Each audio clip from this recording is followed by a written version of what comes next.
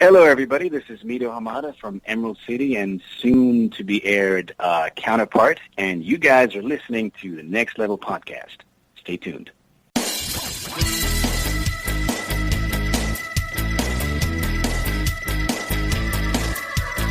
this is TJ Miller. Hey, this is Lucky Yates. Hey there, this is Jimmy Simpson. Hello, this is Brad Sherwood. Hi, this is Claire Coffey. This is Andy Daly. Hey there, this is Kevin Durant. Hi, I'm Chris Parnell. Hey, this is TJ Fine. Hey all, this is David Hoffman. You are listening to Next Level Radio.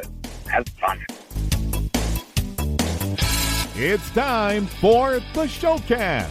And now, here they are, those pop culture junkies and your hosts, Ben Beck, Adam Gorey, and Steve Richards.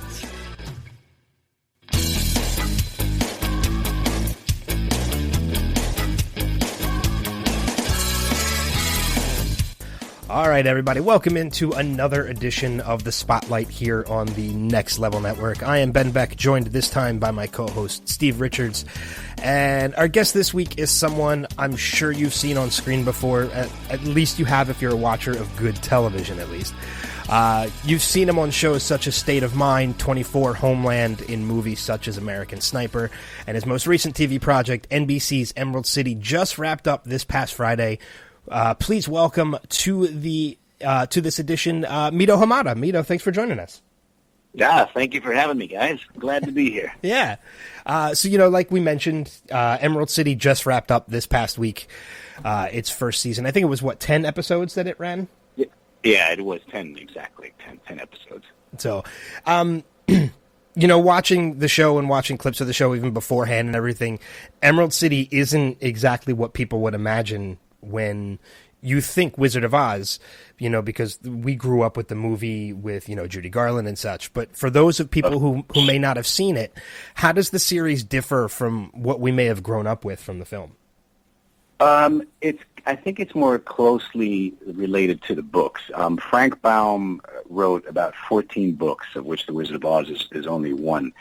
And our show is very, very different. Well, for starters, our Dorothy is already much older. She's in her early 20s when she lands in Oz. So that in and of itself is already different. And also one of the main differences is the characters that you've grown so accustomed to, characters like Tin Man and Scarecrow and Lion, appear in very different forms in our show. For starters, we become those characters as the show progresses. So we don't start off being Scarecrow, Lion, or Tin Man, but we become those characters as the show progresses and the season grows and moves on. Yeah. And I think that in itself is different. Obviously, for me, playing the Cowardly Lion, I'm not an animal in the show.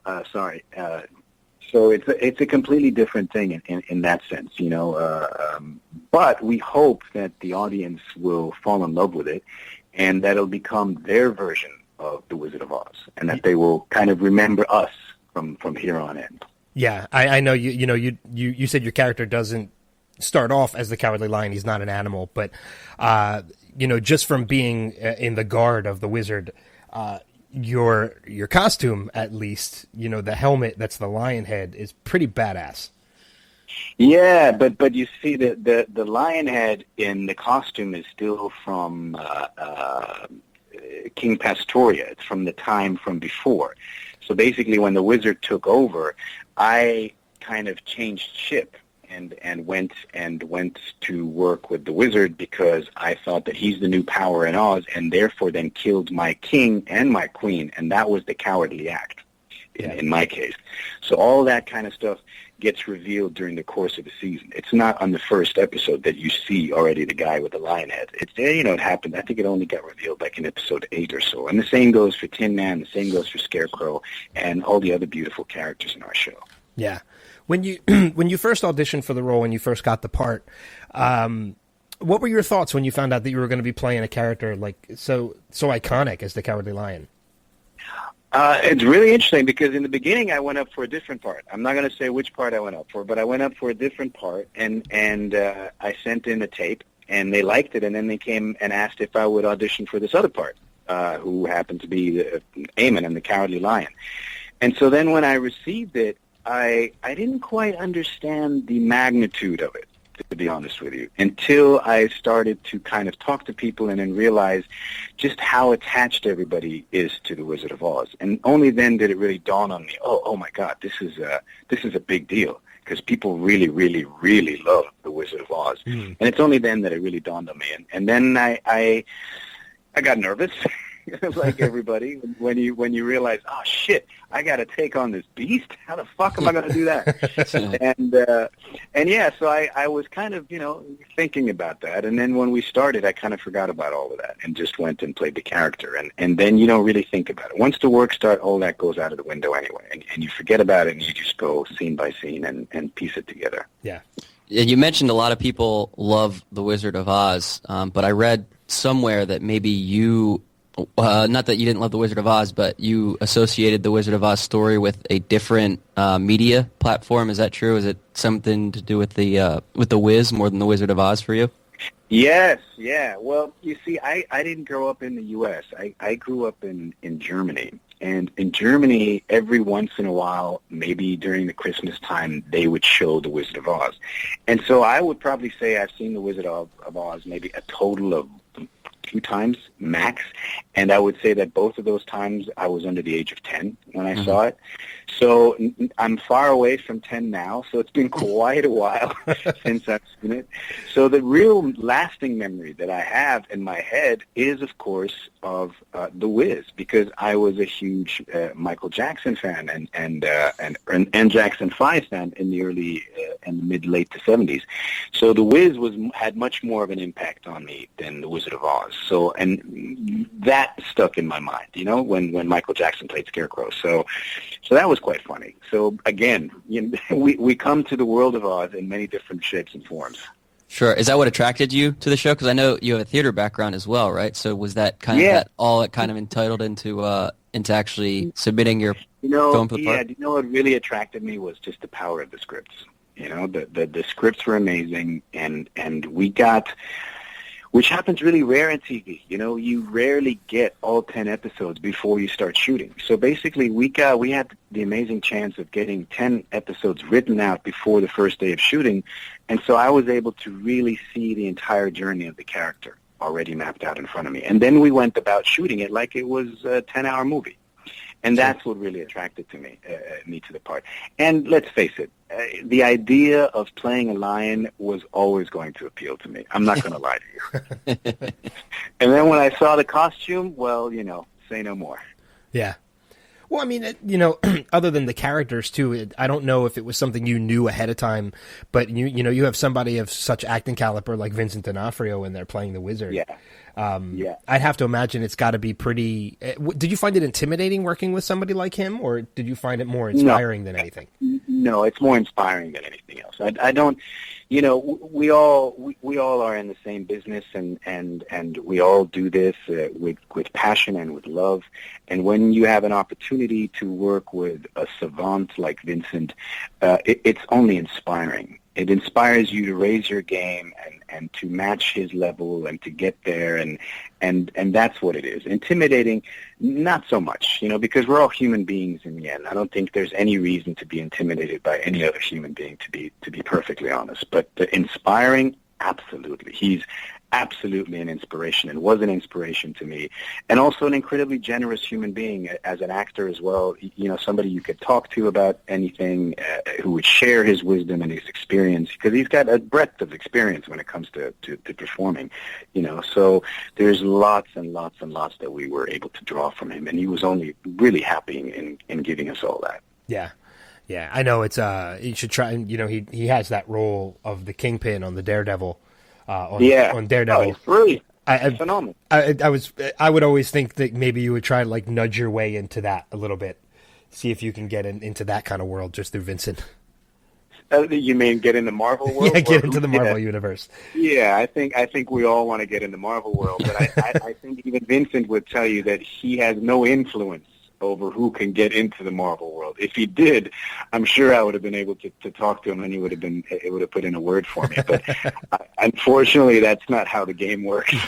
Yeah, especially with Marvel. I think they have especially with Marvel. Yeah. I think they have their own rules and they have their own thing going, and more power to them. They've been doing great work and putting out a great product. So whatever they're doing, it's working. Why change it? Yeah, exactly. I know, when Emerald City first debuted, I think it struggled a little bit in the beginning to find an audience, but a lot of new shows tend to do that. But, from what I saw, it definitely started to pick up viewership again towards the end.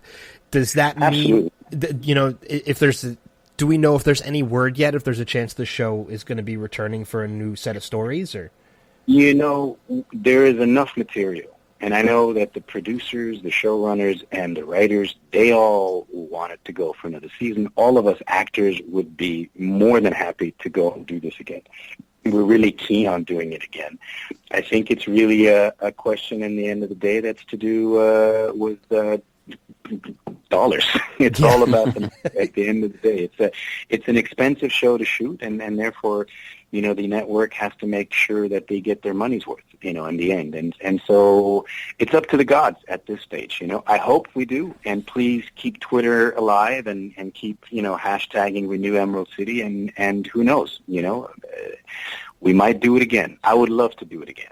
Yeah, I think one of the things too that works well with shows like this, and Emerald City is a good example of it, is these limited series runs of like 10 to 12 episodes rather than a full like 22 to 24. Appealing. Yeah, it's so appealing also to us performers, because you can go and you can, it takes half a year to shoot that, and then you still have the rest of the year to do something else, and to find another character, and then you can go back, and it's only half a year, so that's very, very appealing, because most actors want to continuously play different parts, because that's what gives us and feeds us energy, and that's what makes us feel like we're being creative, and so the opportunity to do that is fantastic. And especially when you have a chance to be in a limited series like Emerald City, where the world itself is so rich.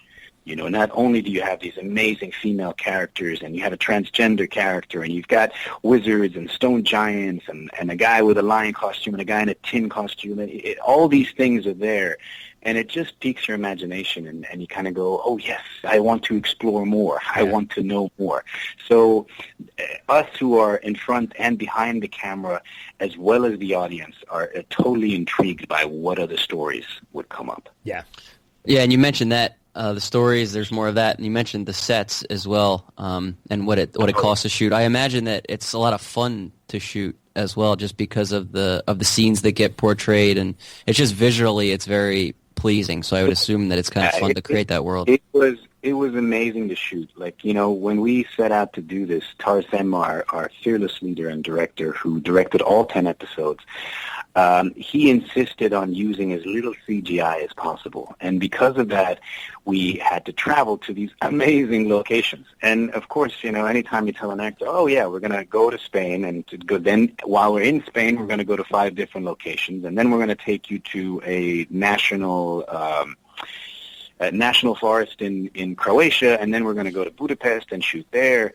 And every time you have an opportunity to do that, it's incredibly exciting. So, there wasn't a day that went by where we weren't excited to come to work, because we didn't know what was awaiting us, And so every day I would show up, I would either be amazed by a costume somebody would be wearing, by the set design, by the way that Tarsem set up the shot and how the frame looked. I mean, every day my mind was blown. And that's truly something special and something that I'm immensely proud to have been a part of.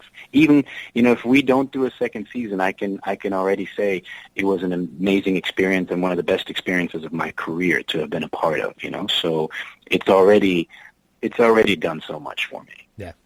Yeah, you mentioned the places that you went to as well. That's cool. I didn't know that you guys did a bunch of on-location stuff, but you were born in Egypt and raised in Germany, and now you got to travel around all these worlds. You got to have some kind of travel story, your favorite place, or something that you can give us with. You're like a world traveler at this point. Yeah, well, I've been fortunate enough to in this job that it's kind of taken me to very, very remote places and beautiful places. I've been fortunate enough to shoot in those 3 countries that I mentioned before, but also I've shot in Australia, and I've shot in Namibia, and I've shot in Russia and Bulgaria, and many, many other places. And it's one of the perks of our jobs, and also the tough part of a job, especially when you have family, is all the traveling. In terms of travel stories, yeah, I remember one time we were coming back from shooting. I was shooting something in Australia, and I was flying back, and it was winter. And I was meant to fly, but I was living in London at the time, and I was meant to fly back from Australia back to London. And every single airport in Europe was completely covered in snow. Oh, no. So they couldn't land anywhere. So the plane had to go all the way back, and they landed in Thailand. So I found myself in Thailand, and I called my family up. I'm sorry, I hope you guys are having a good Christmas. I'm in Thailand right now. I'll be there when I can. So that was one of those crazy traveling stories. But no, I've been very blessed, and I'm very fortunate to travel with my work. And well, it's not work. Let's face it. It's a vocation. It's something we're privileged. Yeah. I guess my final world follow-up is, how many languages do you speak with all the places that you've been to? Yeah, I speak 4. I speak 4. I would say I speak 3 really good, and a 4th one, I speak German and English and Arabic, and then I had a Spanish girlfriend a long, long time ago, and I got so sick and tired of asking questions all the time when we were visiting her family, so I figured, you know what, I'm just going to fucking learn the language myself, and then, screw it. And so I did. I went to Barcelona and did a language course for like a couple of weeks just so I could sit with their parents and finally understand what the fuck they were saying. I know it was good or bad. Yeah. Well, I leave that to the imagination. No, it was very good. But yeah, so I learned a little bit of Spanish, which is coming in handy now. But yeah. Yeah. As Stephen mentioned too, you're pretty much a world traveler, and you've been lucky in the locations that you've gotten to go to and live in. But, as far as like the caliber of actors, we mentioned Vincent D'Onofrio, and, you've gotten to work with him. You got to work with Kiefer in 24. And, yeah. But there's one show in particular that you did that's part of your resume that I was a fan of, and I was so bummed that it got canceled. But you were on Terra Nova. I was, yes, I was, yeah. And I worked with Stephen Lang and Jason and Shelley Cohen and all of them, yeah. And I mean, that show had such a great premise to it, and unfortunately, the life of the show was cut short. And I'm always bummed when things like that happen, especially when it ends on a cliffhanger like that show did. It always happens to shows that are it more likely happens to shows that are expensive. That show had to be expensive, yeah. Yeah, and that show was very expensive. That's, by the way, the show that I shot in Australia, which is so it's very funny you picked that up because that was the flight home. Oh, all right. There we go. Yeah, that was the flight home from Australia. I finished shooting Terra Nova and all I want to do is get home, and I'm somewhere in Thailand. I'm like, all right, well, let's make the best of it. I know you've got a new, I think it's a Showtime show that's going to be coming up soon too. No, it's a show on Stars. That's Stars. I had my networks mixed. Yeah. And then I'm filming with the wonderful, incredibly talented J.K. Simmons, Oscar winner from Whiplash. Yeah, he's another man. The caliber of actors you've worked with, you are definitely lucky. I've been blessed. Yeah, I've been blessed, and acting is such a wonderful sharing experience.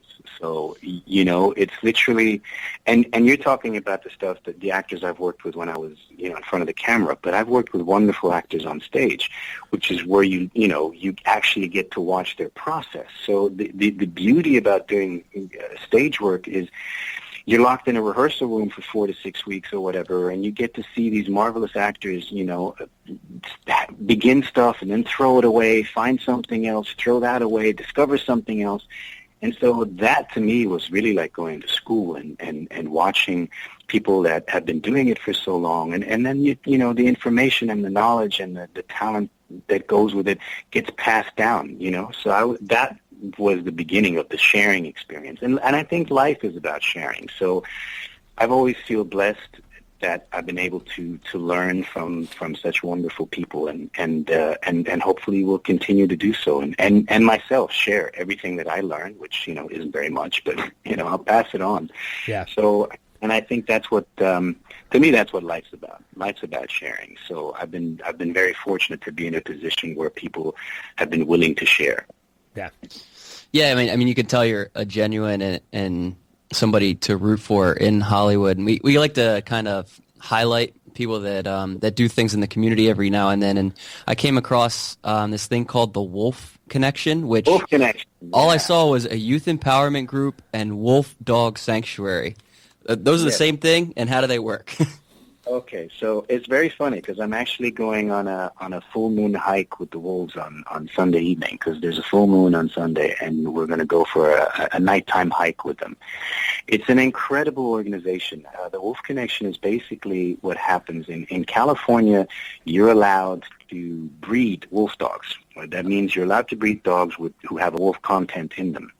What happens a lot of times is that people realize that this is not a dog, and they can't deal with the wolf. And so the wolf has to then get euthanized and be put down. So the Wolf Sanctuary takes these wolves in and gives them a life, so to speak.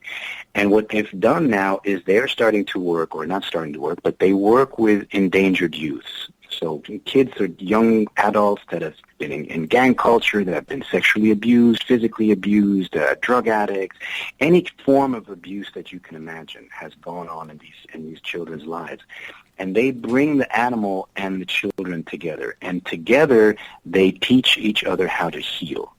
The young youth has the opportunity to learn from the wolf how to heal its own pain. And a really amazing thing happens when these two get together. The young adult chooses a wolf instinctively, without knowing it, that has a similar history of abuse as they do. And from the animal, they then learn how to deal with whatever has happened in their life. And so it's an amazing organization, and I urge everyone to look it up, and if they have a chance to go and see for themselves and be in the presence of these really, truly majestic animals. Yeah, I think that sounds really amazing. I mean, even just the fact of taking a nighttime hike with wolves. Sounds like such an incredible... On a full moon. Yeah, it sounds like such an incredible experience. I just looked up the information, too. All of our listeners can check it out. Well, wolfconnection.org. Yes, please check this organization out. They are an organization that live primarily off donations. And they do amazing work. And it's basically Teo, who the founder of this organization. He came across a bunch of pups at some stage, and they didn't want to watch them be put down, and so he took them in. And all of a sudden, out of 5 grew 30. Yeah. And the story moves on from there. And they do truly amazing work. And to bring an endangered species and endangered children and put them together and have them heal each other and have them grow and learn together and learn how to trust, because that's the big thing. You know, what you find with youths that have been in these incredibly negative situations, trust is a big issue. And the same goes for the animal. Trust is a big issue because they're skittish, they're afraid, they've been abused, they don't want to come towards you. So to be able to bring these two together and have them trust again in us, in humans, is an amazing experience. And they really, I can't stress it enough, they do phenomenal work there. Yeah, well, I'm definitely going to check it out, and we'll definitely encourage our listeners to check it out as well. Yeah, yes, that's awesome. Please do. Thank you. I really appreciate that. From the bottom of my heart, I thank you guys for that. Yeah.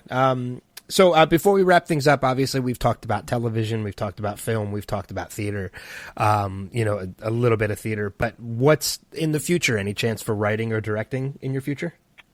Well, funny that you should say that. I optioned 2 books that I'm going to be turning into TV shows, and at the moment we finished with one, and we're now in the process of pitching that, and we're just in the process of finishing up the pilot episode for the other show, and so I don't know if I would be directing, but I'm certainly part of the writing process, and certainly will be part of the producing process. So that's definitely something that I'm going to be dabbling more in with, and try to get my feet wet a little bit. Yeah. As far as directing, There is a part of me that really would love to, and there's another part of me that's just like, damn, that's just too many fucking hats, too much responsibility. It's just like, life is so easy as an actor. All you got to do is you focus on your character, and you look the other person in the eye, and, you say the truth, as Spencer Tracy would say it, look the other person in the eye and speak the truth. As a director, you've got so much stuff that you got to figure out, and everybody has a question, and you have to have answers to all these questions. So, my hat's off to every single director. That's a big thing to take on, and I'm not sure that's something I want to do. But I'm not going to lie to you, it has piqued my interest more than once, yes. Well, who knows? I mean, maybe a little bit later on down the road, it might be something you'll be more inclined to do. Yeah, absolutely. Yeah. Exactly. That was the word I was looking for, and my mind went blank for a second. Let the foreign guy give you the English word. Oh, that's perfect. But Mido, thanks so much for joining us. This was definitely a great conversation with you, and we're keeping our fingers crossed, that Emerald City maybe get picked up for a second season, and we're definitely going to keep an eye on you for the future, and hopefully later on down the road we can have you on again to promote something new. Absolutely. I would love to do that. And thank you guys so much for having me. This has been an absolute pleasure. So please, spread the love, guys. Thank you. Are you on Twitter at all? I am now. You can find me on Twitter under Mido Hamada 37. Okay, that's the one I looked at, and I wasn't sure because I know a lot of times you get that little check mark next to it that it's verified, and there's a lot of fake accounts out there. So I wanted to get it directly from you that was your Yes, your so Twitter the horse's account. mouth says it's Mido Hamada 37. There you go. And you'll see it. So we'll definitely get our listeners, encourage the listeners to follow you on Twitter. Get you some more followers out there. Yes, please do. Like I said, I'm a newbie when it comes to social media. As you may have guessed, I'm more of an outdoorsy person. I have a hard time with social media, but I am aware that this is the new way, and I'm not a dinosaur. I will go with the new way, and I will try and be more socially active in terms of social media. And I'm baby steps. I'm trying. Exactly. But once again, too, wolfconnection.org is something we're going to encourage people to check out. And, of course, check out our website, nextlevelradioonline.com and facebook.com/nextlevelradioonline. Mido, thanks again for joining us. This was great. Thank you. Thanks so much for having me. Have a great day. You too. All right, guys, we'll be back with another edition for the Showcast shortly down the road. Take care.